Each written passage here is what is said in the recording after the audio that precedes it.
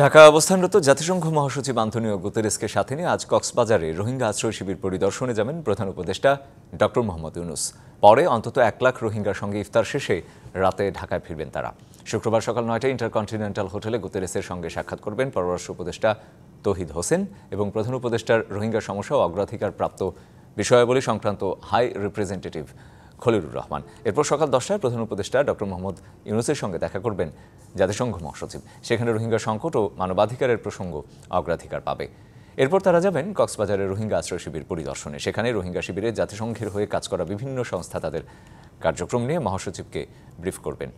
এর আগে বৃহস্পতিবার বিকেলে ঢাকায় পৌঁছান গুতেরেস। বিমানবন্দরে তাকে স্বাগত জানান পররাষ্ট্র উপদেষ্টা তৌহিদ হোসেন।